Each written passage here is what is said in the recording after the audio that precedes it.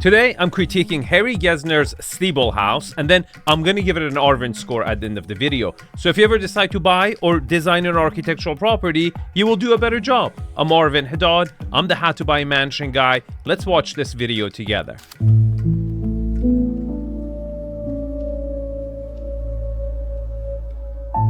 When you open the front door of this house, you really have the sense that you're walking into something special. It's almost like being a kid in a playhouse where everywhere you turn, there's something unexpected and something new. That is really a touchstone of my father's design. Well, not always, okay? I think he misses the mark when the properties get bigger, but on a smaller scale, he does an amazing job. It's almost like when his back is against the wall, or he punches the hardest, right? He does that. And his sense of imagination and fearlessness in design, combined with the fact that he was an extremely hands-on, he was a builder. He could have built an entire home by himself, and he had done it before. So that combination, he really created really magical spaces in smaller conditions. On bigger homes, differently. You will see very quickly which ones I don't like. My name's Zen Gesner. I'm the son of Harry Gesner, the architect of the Stebel House. Sidney Stebel, Sid, he was a really great writer, and his wife Jan was a painter. My father met them in the most organic of ways. It was back in the late 50s. He had just finished a house called the Cole House. This is it. You see, when he had a lot more square footage, better views, better lot, he created a cat house. It's almost humorous, but it's bigger than that. For a good property to be born, the stars need to align. You need to have the right owner. Remember, it always gets initiated from there. These architects don't have the budget to build homes after homes like painters, right? They need someone to pay for it, okay? So you need to have the right owner, hire the right architect for the right lot with the right budget for magic to happen. And in this case, I don't think magic happened. It's gone so wrong in so many different ways for me that I kind of think maybe Harry didn't like him, or they just never really connected that well, because Harry was this surfer dude, cool cat, right? No pun intended. And the person who commissioned this house was this kind of a tycoon, money, bikini designer, Hollywood. I don't think they meshed, and I don't think he did his best work. Maybe I'll do a video on this, so if you want to subscribe to watch it, click over here, subscribe, because I have 2 other properties from Harry Gesner as well. And Jan and Sid Stebel started driving around, and they spotted the house from Sunset Boulevard. They looked up and they saw this huge A-frame roof, and Fred Cole, the owner, wasn't there. So they just left a note tacked to his front door saying, "Hey, we love your house. Can you please call us with the name of the architect?" This is how they did it back in the old days before texts and emails and all that. My father loved the fact that he was a novelist, that Jan Stebel was an artist, and he loved the fact that they didn't have a lot of money. He saw that as a really great challenge to try to create something that was like the Cole House, which is pretty grand, in a smaller scale on a very difficult lot. And in my father's normal tradition, when he was hired to do any home, anywhere, he would find a way to spend as much time initially on the site to kind of get a feeling of how the wind was, where it came from, where the sun rose, where it set, the light during the day. All of these factors, including the trees, the rocks. He liked the idea of really fitting something into a natural area and not impose upon that area, but actually create out of it organically. Did you hear what he just said? It's very important. The property blending in with its surrounding. And guess what? Stebel House was built after the Cole House. And guess what? The Cole House was the most obnoxious piece of crap I've ever seen in Hollywood Hills. Still to this day. It does not blend in with the surrounding whatsoever. It's imposing in the most ridiculous way possible, in my opinion. And this could be an evolution of his design, where he noticed that. And when he got a call from a potential client who was inspired by that design, that he might have at this point in his career looked back and be like, that doesn't really blend in. That's where I don't want to go. I want to go in another direction because this property incorporates some elements of that design in a smaller scale with a way better integration with its nature. And it's really one of the gifts. He's correct about that. He came up here with his machete, and if you can imagine, it was probably full of weeds and full of bushes, but he cleared it out and then camped up here for about 6 days while he took his sketch pad and made renderings of what he would present to the Stebels as their home. He came up with the idea of making perpendicular A-frames. And this is a really good vantage to see this. You can see this gable on this side is one A-frame, and that is the second A-frame on the second floor. Both of these A-frames afford different views. It is almost like you are away in some mountainous area, like Lake Arrowhead. And my father had spent a lot of time in Switzerland. He was an avid mountain climber and a skier. And he spent a lot of time around the Swiss chalets. So that influenced a lot of the design as well. I don't know about a lot. Maybe an influence. Let me explain because they're very different, okay? Swiss chalets have a gable pitched roof, but they don't touch the ground, and it's not as high of a pitch. And it's for necessity. Like, it snows so much in the Alps where it needs to have a high pitch for the snow to melt so it doesn't damage the roof and the structure. This is perhaps Harry Gesner's most primal structure ever. It's very different than his more fluid work by the beach. And it's very interesting where he recognizes, perhaps after staying there for 6 nights, camping there, that the best structure there is the one that he's staying at it while he's sleeping there for 6 days. And that's a tent. That's how primal it is. Where the roof is the house. It's ritualistic, it's geometry. All these elements scream to me the inspiration was the tent. And it's absolutely fitting to the grounds. And it has matured so well by age. The inspiration he also took from was life experiences. He fought in World War II. He was a scout. They went fighting from town to town across France and Germany. And he was constantly sketching churches. His sketches that he took from that really inspired, I think, a lot of the Gothic shapes and some of the A-frame shapes that we see a lot. Okay, I don't see Gothic. I haven't seen Gothic in any of his work. If you know one of his work that has Gothic elements, please forward to me, because I don't qualify any of these as Gothic whatsoever. Now, what I would say, one of his most important aspects and recognizable elements is his roof lines. His roof lines have always been very, very dynamic, which tells me maybe for a lot of his work, he might have started from the exterior facade, working his way in because they're so distinct that forces a lot of internal elements. But whenever the square footage was smaller like this one, he's been a classic mid-century designer in layout and orientations and moments. He's done a really good job in this house. You will see why. So this is a very classic example of a mid-century sunken living room. But my father always puts his own little twist on everything. So it's almost like there's a Zen garden that goes around that's indoor and outdoor. And these windows are sculpted in such a way that you really don't even see the difference between indoor and outdoor. If you're a subscriber to the channel, how long have I been talking about this? What do I call this? Continuity from outside to the inside. A masterclass execution of this. Look at this. It really does. The area around the chimney looks like it's outside. Amazing. Really, really cool. And yes, that sunken living room is quintessential mid-century design and one of the coolest rooms I've ever seen. Another element about mid-century design and these pitched roofs, they really create that moments of zen and coziness in certain corners and that volume that rises at the center. And it's really beautiful. It's one of the reasons I love mid-century homes so much, because that whole notion of compression and release is amazing. Now, supposedly, Harry Gesner went to Yale University and even sat at some of the lectures of Frank Lloyd Wright. And he was like, I don't want to follow him. I want to do my own thing. What a ballsy guy. Now, I don't know if this is true or not, but it's been mentioned many times. I don't know if he just opened the door and listened to one, or he actually enrolled and he pulled out.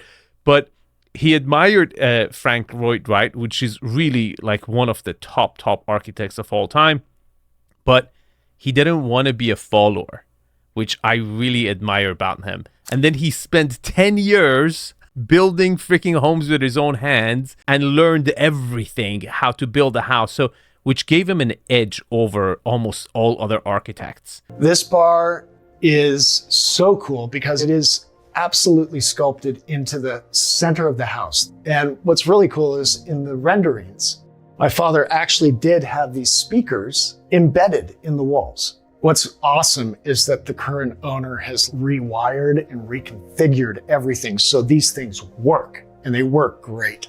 Another very cool thing about this bar is the back wall is curved, and it happens to be right at the center of the join between this A-frame and that A-frame, right in the middle.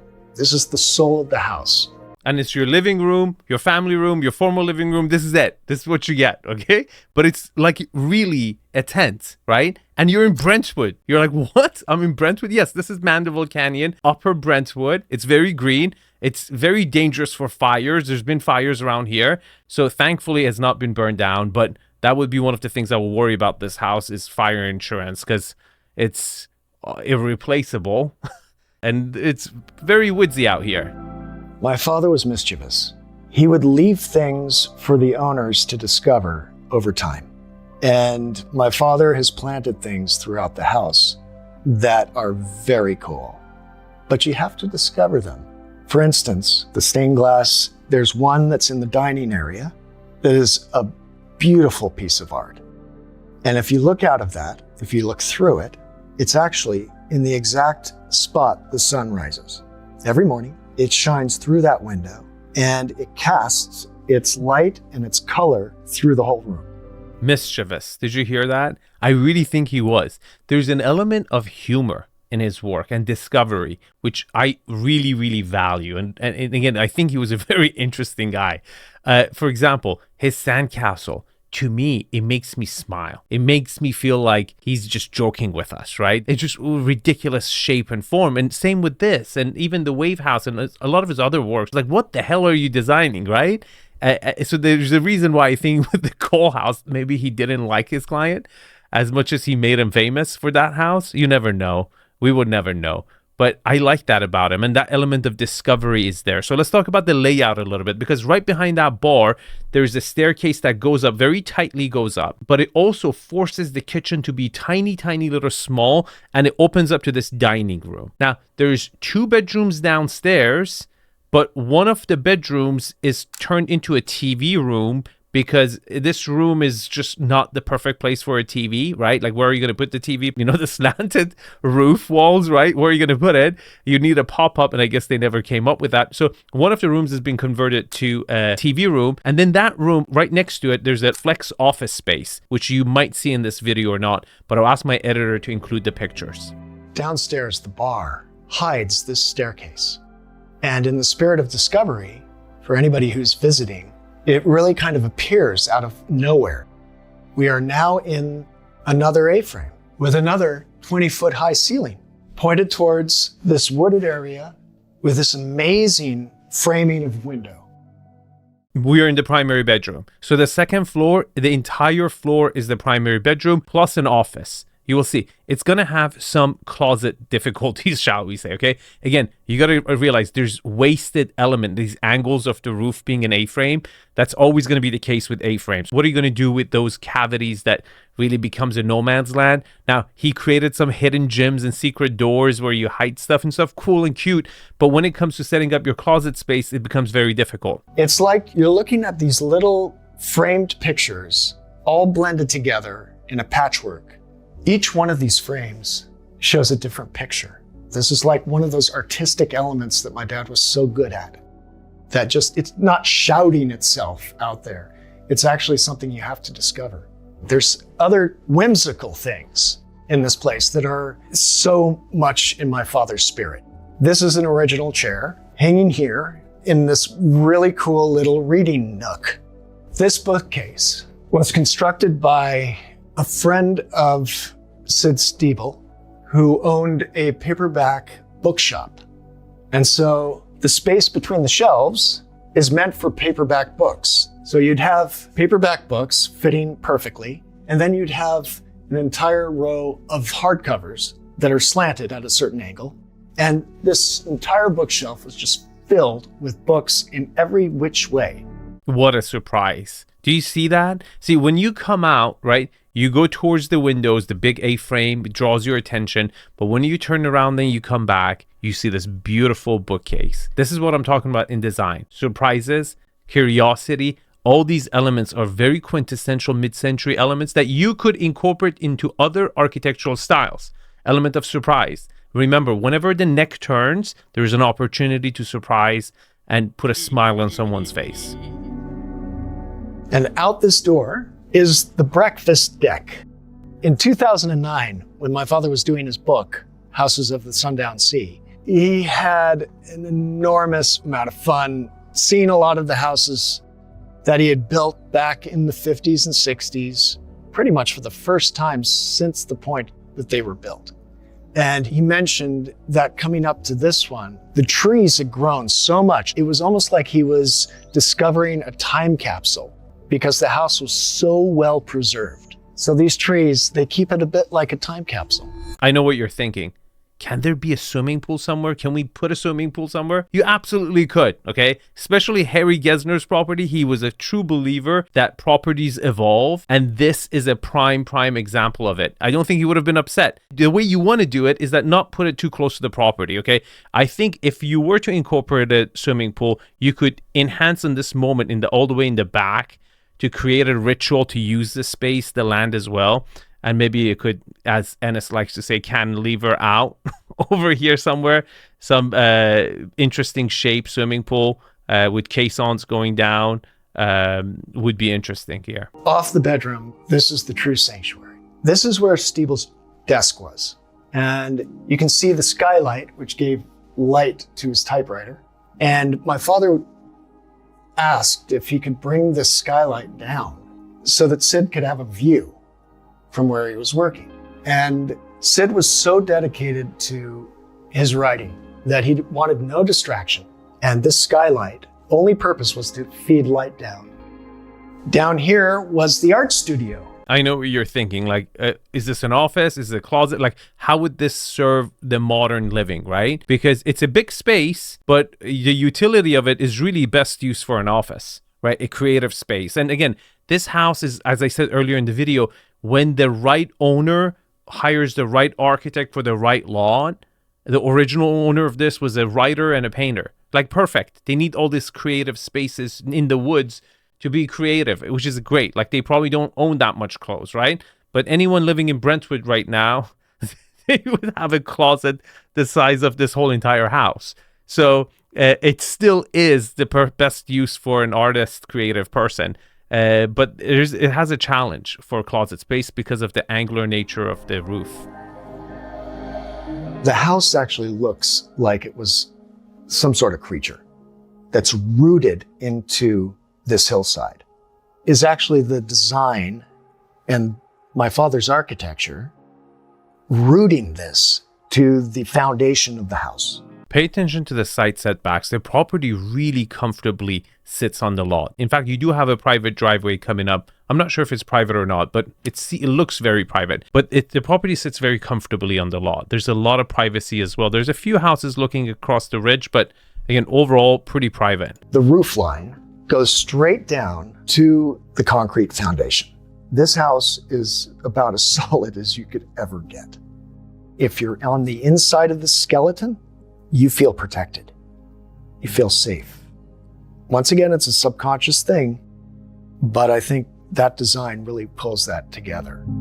It's primal. I told you. It's really primal. Okay, let's give it an Arvin score. But before I do that, if you haven't subscribed and you want to see his other work, I'm going to continue showcasing his work and other architects. So subscribe right now. And if you want 12 months of support, I would love to be that guy to you to help you build it faster, better, with a much higher resale value when you're done with it and you plan to sell your property one day. Okay, location, Brentwood, Upper Mandeville Canyon. I'm going to give it a 7. Lot quality. it's not that good of a lot. It's a pretty small lot. I would say the whole flat area with no retainer wall, which by the way, I don't think they were doing it back then, is perhaps maybe 7,000, 8,000 square feet. I got to give it a 4. Lot utilization, really good. Really good for an older home. First of all, it has a private driveway. The house sits very comfortably on the lot. You don't really have a backyard. You have a huge side yard that functions for that. I'm going to give it an 8. Privacy. I think I spotted 1 or 2 other homes looking across the ridge to the property. Otherwise, it's really, really private. I'm going to give it another 8. Lot orientation. You're south facing, west facing, east facing, because the house opens up on all direction because of the double crossed A-frames going on each other. But at the same time, you're kind of sunk in under the trees. So in a canyon where the mountains are kind of blocking you, I don't know how much light you're going to get here. I'm going to give it a 7. Architectural style. I'm going to give it a 10, and I will tell you guys why. It was the perfect house for the perfect client in the perfect location, and it aged extremely well over time. And it sold very well. Resale value, he listed it for 3.4 and ended up selling for 3.8 for a small square footage home in a fire zone area. Really good. Views. Look, beautiful canyon views, but it's really how well it framed it. Really, like, you wouldn't really appreciate that view as much if it wasn't framed in this A-frame setting from all directions. But the view itself was really a 6 canyon view. Layout. You do have the wow factor when you walk in, but you don't have the right bedroom distribution. I'm going to give it a 6.5. Scale and volume. Look, the kitchen was extremely small. The bedrooms are small. You do get that high-pitched area in some of the rooms, and you get this kind of an artificial sense of grandeur when it's a really small house, which is the beauty of mid-century design. But I can't give it anything more than a 4. Finishes. Look, there's a lot of elements that you shouldn't touch, like the fireplace, okay? But you can reimagine the bar. You can reimagine the kitchen, and they just didn't do that. So I have to give it a 3. Okay, here's the Arvin score. And if you want to see his worst work, here's the Raven Eye. And if you want to see his best work, here's the Sandcastle. Thanks for watching, and I'll see you guys in the comments.